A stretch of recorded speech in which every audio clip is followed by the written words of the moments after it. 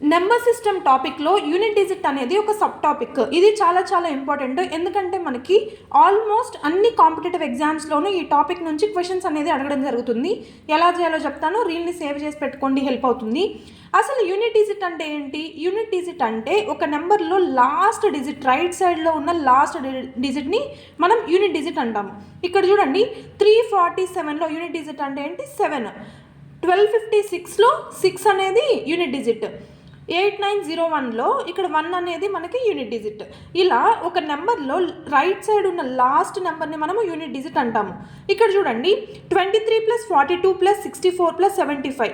ఇందులో unit డిజిట్ని find out చేయమన్నప్పుడు ఇదంతా edition చేయాల్సిన అవసరం లేదు. మనం జస్ట్ ఈ యూనిట్ ప్లేసెస్లో ఉన్న వాల్యూస్ని యాడ్ చేసుకుంటూ వెళ్తే సరిపోతుంది. యూనిట్ ప్లేసెస్లో ఉన్న వాల్యూస్ ఏంటి? 3 + 2 5, 5 + 4 9, 9 + 5 14. ఈ 14లో కూడా యూనిట్ ప్లేస్లో ఏముంది? 4 ఉంది. ఈ 4ఏ మన ఆన్సర్ అవుతుంది. సేమ్ ఇలానే ఇక్కడ చూడండి, 46 - 41 - 32 - 21 - 11. మొత్తం సబ్ట్రాక్ట్ చేయాల్సిన అవసరం లేదు. యూనిట్ ప్లేసెస్లో ఉన్న వాల్యూస్ని సబ్ట్రాక్ట్ చేస్తే సరిపోతుంది.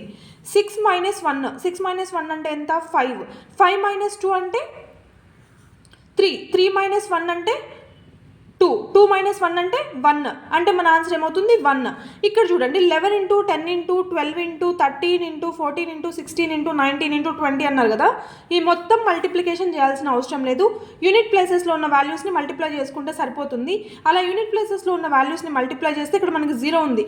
0 × ఎనీథింగ్ 0నే కదా, అంటే యూనిట్ ప్లేస్లో మనకి ఏమవుతుంది? 0.